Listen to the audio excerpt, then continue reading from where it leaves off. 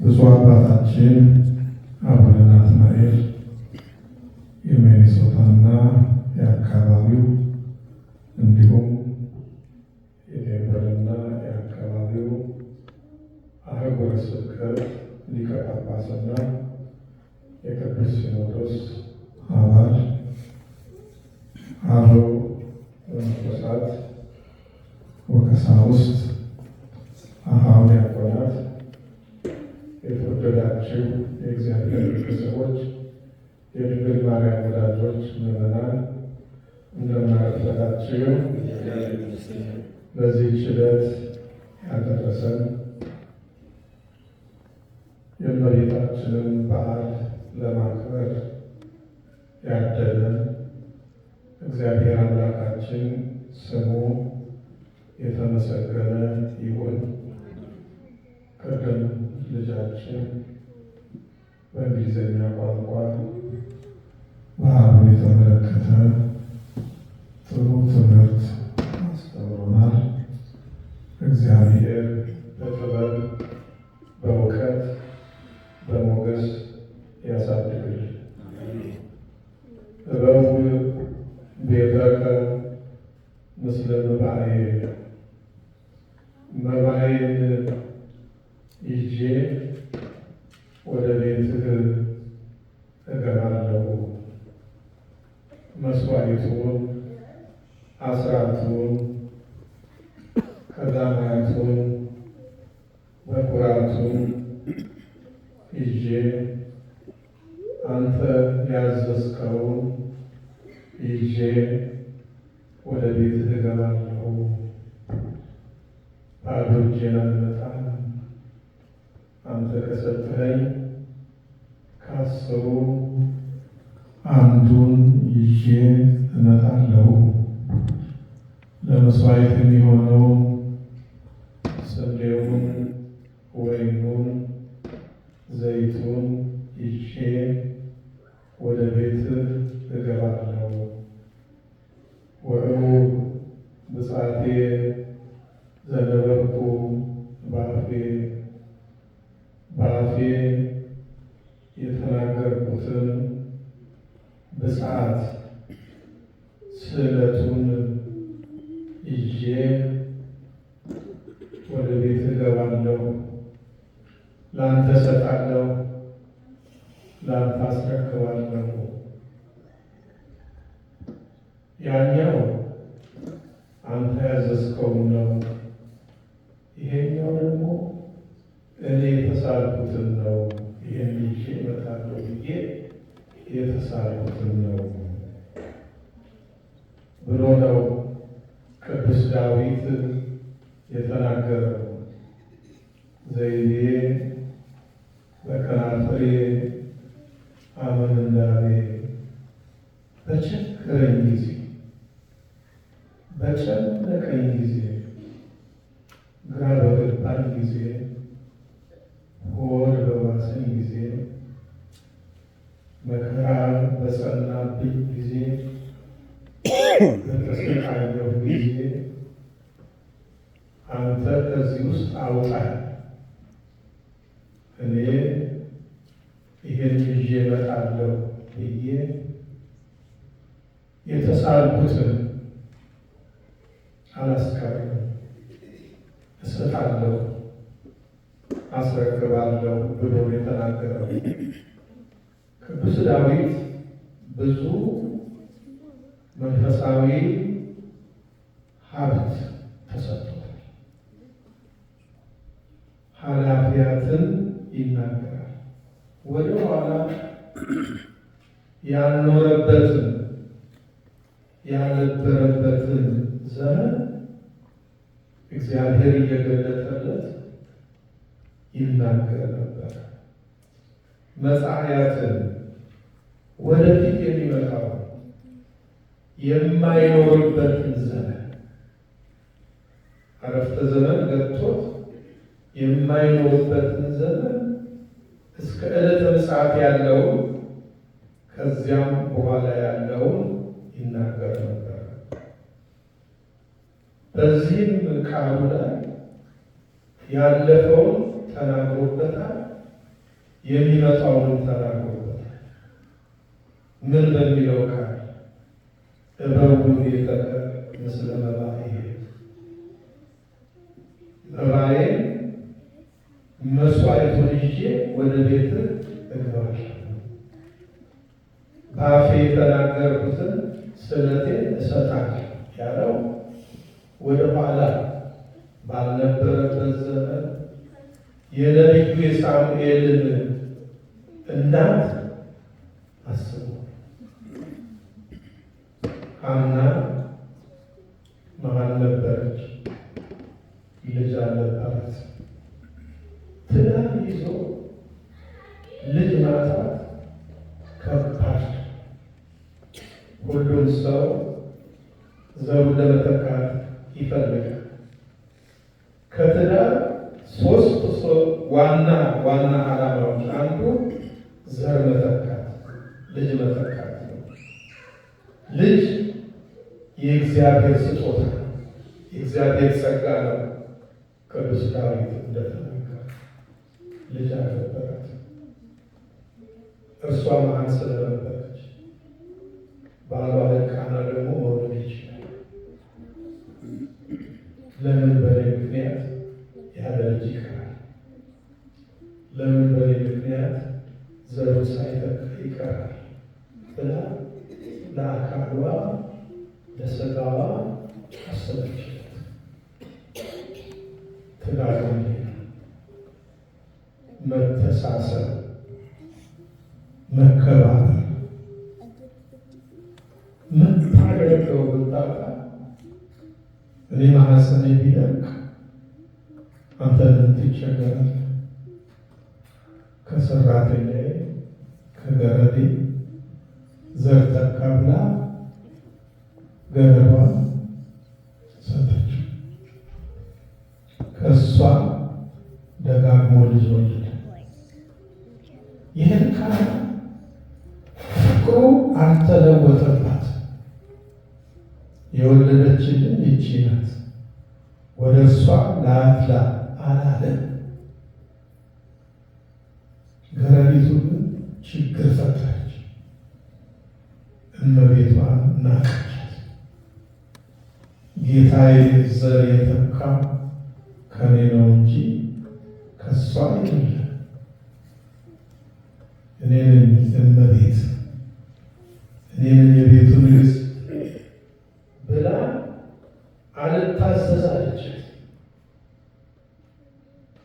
አዋረደቻት፣ አንጀቷን አሳረረቻት። ልክ እንደኛ የሚስቶቻችንን አንጀት እርር እንደምናደርገው ሚስቶችን የባሎቻችሁን አንጀት እርር እንደምታደርጉት ልጆች የወላጆቻቸውን አንጀት እርር እንደሚያደርጉት ይሄ እውነት ነው፣ እውነት ነው። በየቤታችን ያለ ዓለም እንዲህ ነው። ስታከብሩት ያዋርዳችኋል፣ ይንቃችኋል። ከፋት ጠዋት ማታ ታለቅሳለች፣ ፊቷ ጠቆረ። እንጀራ አልበላ ውሃ አልጠጣም ብላ ተወለደች፣ ከሳች፣ ከሰውነት ጎዳና ወጣች። ባለቤቷ ያባብላል ያባብላል። እህቴ፣ እመቤቴ፣ እናቴ ገረዲቱ ከወለደቻቸው ልጆች እኔ ትንሽ እኔ እኮ ፍቅር ያልተለወጠ ቢላት አልጽናናች። አንዳንድ ችግር ሰው ከሚያጽናናው በላይ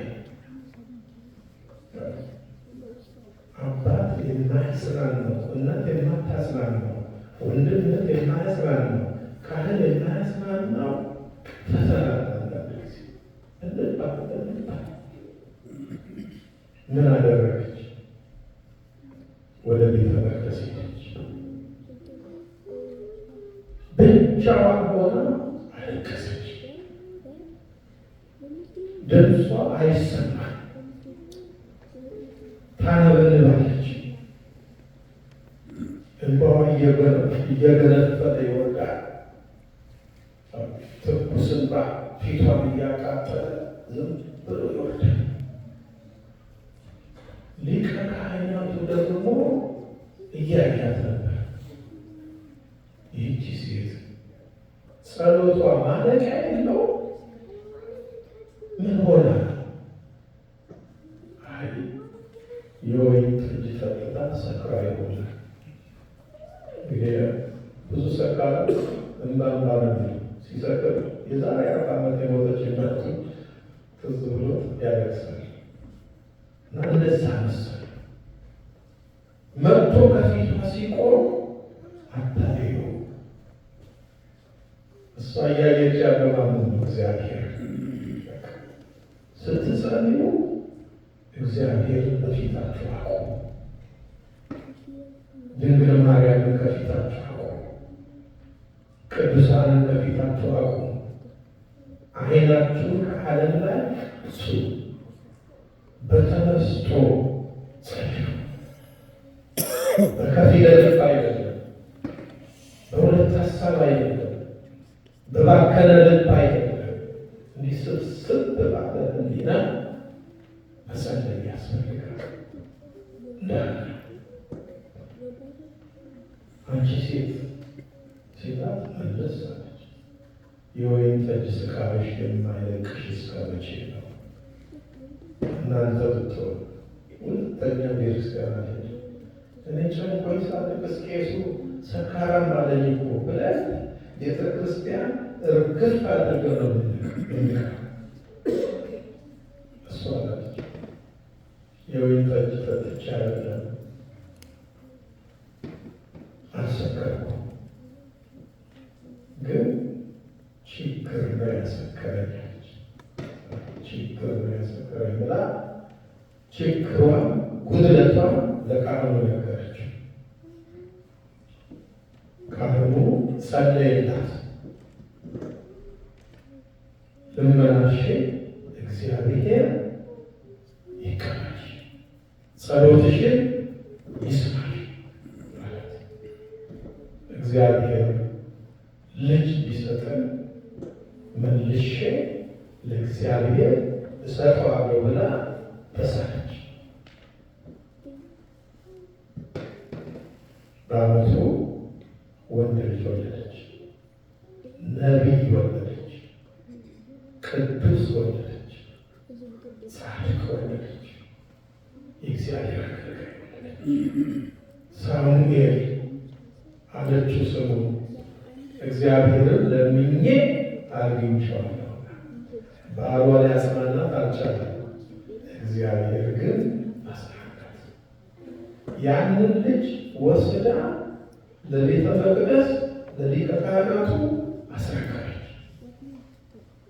ይሄንን ነው እንግዲህ ቅዱስ ዳዊት እበብ ቤተከ ምስለ መባትየ ወእሩብ ብፅዓቴ ዘነበብኩ በአፍዬ። ከንፈሮቼ አሰምተው የተናገርኩትን ስእለቴ ይዤ ወደ ቤት እገባለሁ ላለ ሐና ጽዋፍ ይዛ አይደለም፣ ጽዋፍ ይዛ አይደለም፣ ጽዋፍ አይደለም የተሳለችው፣ ዕጣን አይደለም የተሳለችው፣ ገንዘብ አይደለም የተሳለችው፣ ወርቅ ብር አይደለም የተሳለችው።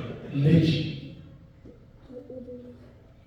ያህል አስረክባ ወደ ቤት አልጨነቃትም።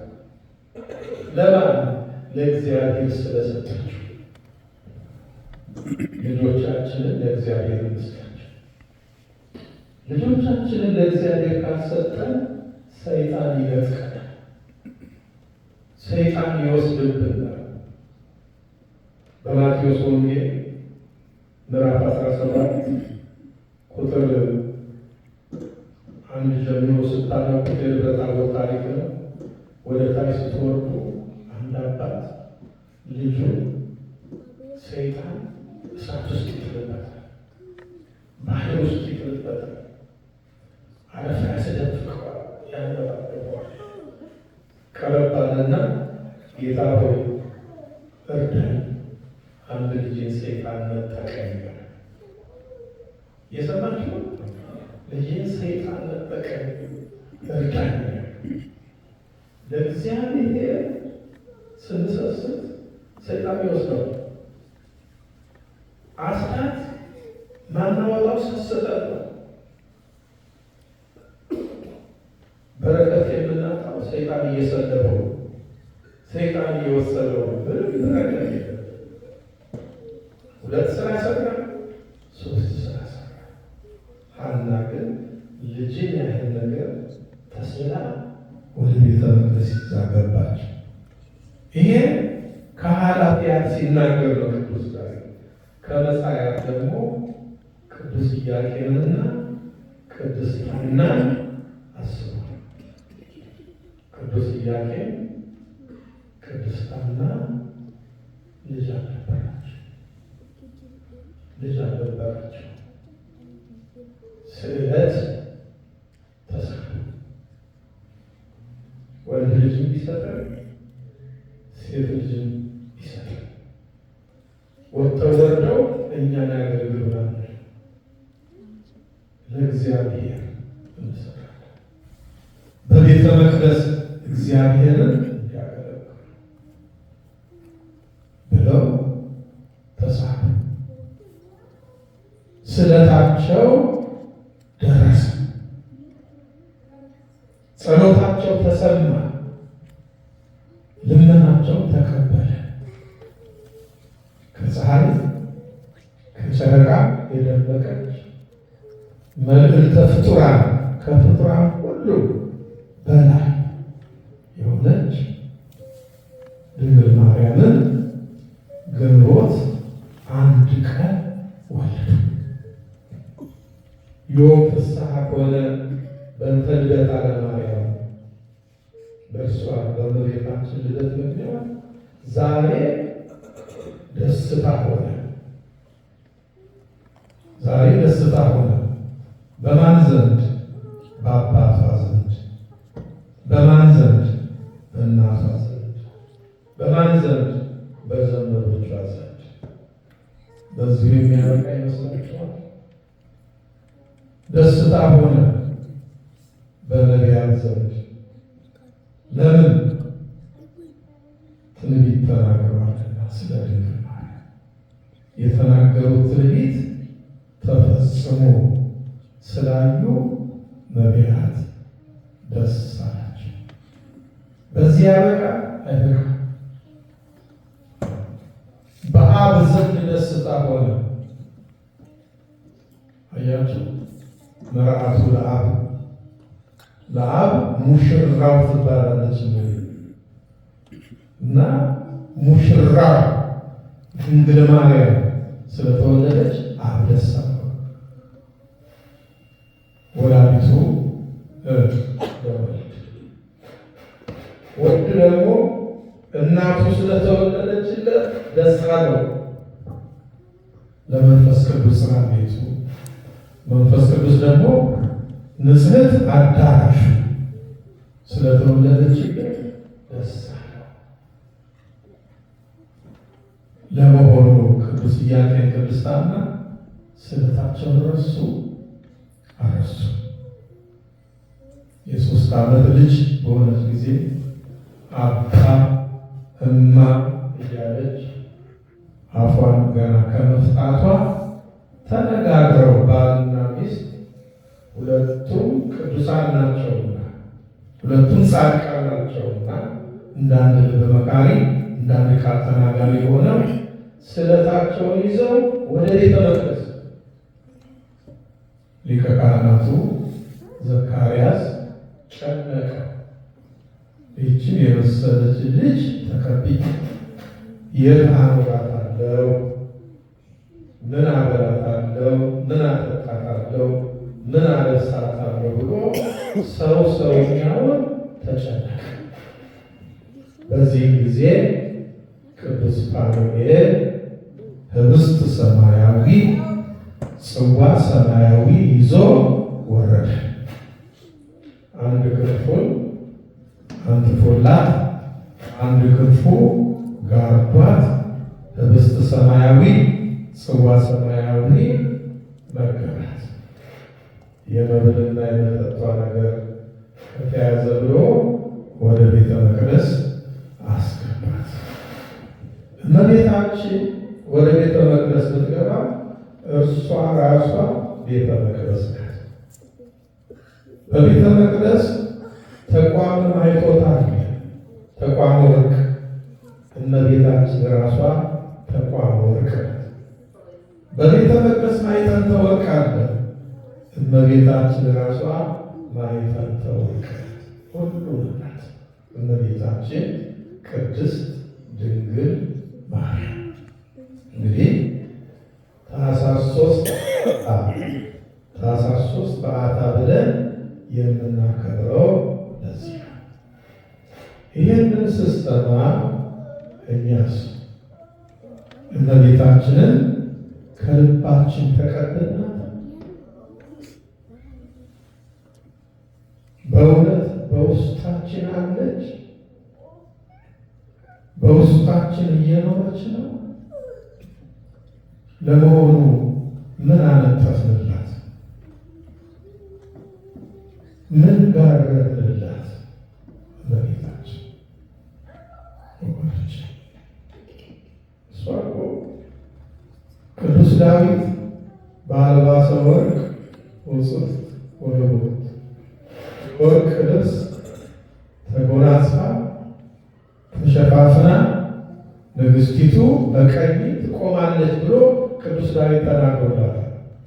የወርቅ ልብስ የተባለው ንጽሕናዋ ነው። የእመቤታችን የወርቅ ልብስ የተባለው ቅድስናዋ ነው። ነቢዩ ኢሳያስ እኮ በጠዋት በቃሉ ላይ ሰምታሰብ ደረሳቸውም እንጂ ቅንዕት ሀቤኪ ወልበሲ ትርሲተ መንግሥትኪ ወገብሽን ታጠቂ የመንግሥትሽን ጌጥ ልብሰ መንግሥትሽን ልበሺ እያለ ነው። ገና በትንቢት ነቢዩ ኢሳያስ ያመሰገናት የዘመረላት እርሷ ልብሰ መንግሥቷ ንጽሕናዋ ነው፣ ቅድስናዋ ነው፣ ጸጋዋ ነው። ወደ ቤተ መቅደስ ገባች። በቤተ መቅደስ ጽላት አለ። እርሷ ራሷ ጽላት ናት። ቃለ እግዚአብሔር የሚቀረጽባት የተቀረጸባት ቃል የተባለ ወልድ ነው። በቤተ መቅደስ ታቦት አለ። እርሷ ራሷ ታቦት ናት። ታቦቱ በውስጥም በአፋም በወርቅ የተለበጠ፣ እሷም በውስጥ በአፋም በወርቅ የተለበጠች። በውስጥ ማለት በነፍሷ ንጽሕት ናት። በአፋ ማለት በስጋዋ ንጽሕት ናት። እንግዲህ የተወደዳችሁ ምእመናን ወደ እግዚአብሔር ቤት ስንገባ እንዲህ አይነት መንፈስ ያስፈልጋል። እመቤታችንን ከሰማይ መላእክት በምድር ደግሞ ካህናቱ እንደተቀበሏት እኔና እናንተ ካህናቱ የሚቀበሉ ሰማያውያን መላእክት የሚቀበሉ ልንሆን ይገባል። ቤተ ክርስቲያን መግባት መውጣት ሬስቶራንት እንደ መግባትና እንደ መውጣት አይደለም። ባዶ አዳራሽ ገብቶ እንደ መውጣት አይደለም። የእግዚአብሔር የቅድስናው ስፍራ ነው ቤተ ክርስቲያን። ወገኖቼ የመንፈስ ቅዱስ ግምጃ ቤት ነው። ቤተ ክርስቲያን የእግዚአብሔር ቤት ናት። የድንግል ማርያም ቤት ናት። የሰማያንና የምድራውያን ቅዱሳን ቤት ናት። ስለዚህ ሕይወታችንን በንስሐ ልናስተካከል ያስፈልጋል። ንጹሕ ማድረግ ያስፈልጋል። በተሳተ በተገለጠ የሰራነው የስህተቱ የድፍረቱ ኃጢአት ንስሐ ልንገባ ያስፈልጋል። በራሳችን ላይ ልንፈርድ ያስፈልጋል። በራሳችን ኃጢአት አግብጦ በደል አግብጦ እስከ መቼ ነው በሌላው ስንፈርድ የምንኖረው? ወንጌል በማንም ላይ አትፍረዱ፣ በፈረዳችሁት ፍርድ እንዳይፈረድባችሁ እያለ።